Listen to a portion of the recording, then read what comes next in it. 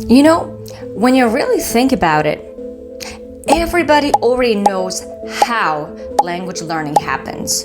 From the moment we're born, we're surrounded by sounds, voices, music, laughter, words we don't yet understand but somehow feel.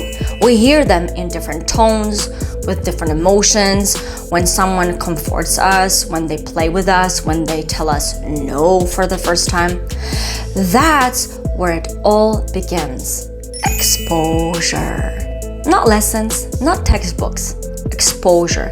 The quiet, powerful kind that happens every single day. Our brains don't need instructions for that. They were built for it. They listen, they absorb, they imitate, they look for patterns, they connect sounds to actions, words to feelings, sentences to situations, and slowly, naturally, we start to speak. Nobody explains grammar to a toddler.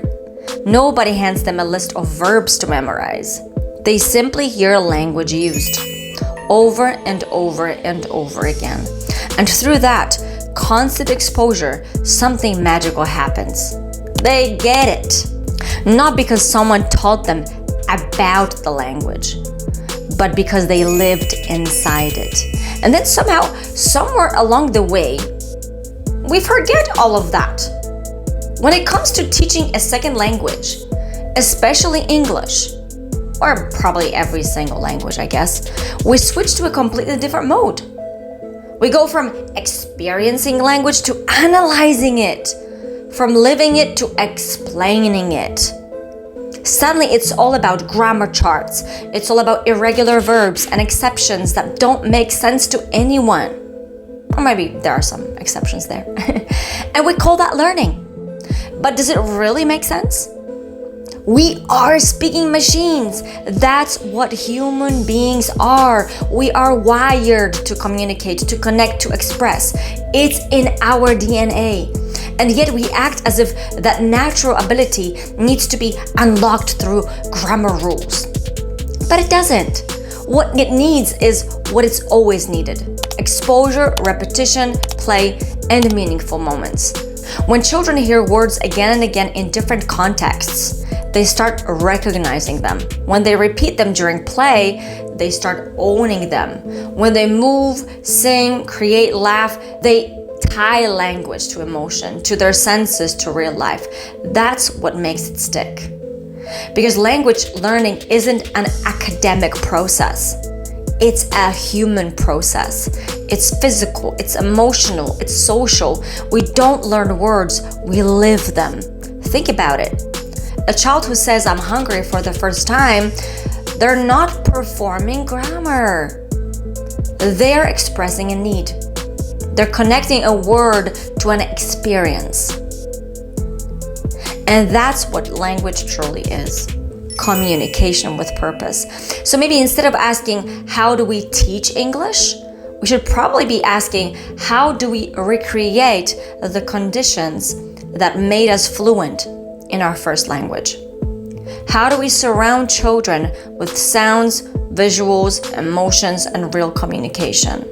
How do we bring back that alive feeling when words are not abstract, but connected to movement, to music, to laughter, and creativity?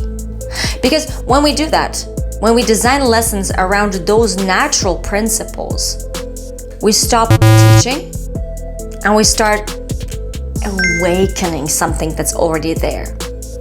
But what does that actually look like in real life? What do we do in the classroom with real kids, real noise, real energy? Let's break it down. First, exposure.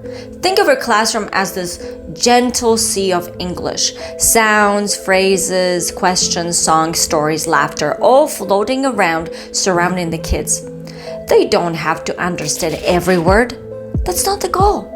The goal is that they hear it, they feel it, they breathe it, because that's how the brain learns, by being soaked in language that carries meaning. So when you tell them stories, when you give instructions in English, when you sing or play a video, you're giving them the kind of exposure that builds connections. And it builds connections here inside their brain. They start recognizing patterns, the tone, the rhythm, long before they can consciously explain anything. And one day, you'll hear it, that tiny spontaneous sentence. They'll just say something they've heard 100 times before, and it will sound effortless. That's exposure doing its quiet magic. Then number 2, repetition. But not the kind where everyone yawns and says the same sentence 20 times. Repetition in language learning should feel alive. It's the kind that hides inside play, inside routines, inside stories that you revisit from different angles. Is the, oh, I know this phrase kind of repetition. The kind that builds comfort, not boredom. You see, the brain loves patterns. Every time a student hears the same word in a new situation, the pattern grows stronger. It's like layering paint, one layer after another, until the color becomes vivid. Next, number 3, play. Because play is nature's way of teaching. It's the perfect lab for experimenting with language. When kids move, laugh, role play, act things out, they're not just having fun, of course. They're taking risks in a safe space. They're saying words before they fully own them. They're trying out new sounds. They're being bold, and that's exactly how fluency starts to grow. Play turns English from something abstract into something physical, emotional, something alive. That's what I always say. If your class sounds a bit noisy, you're probably doing something right. And finally, meaningful moments. This one's huge because all the exposure and repetition in the world won't matter if there's no emotion attached to it. It won't.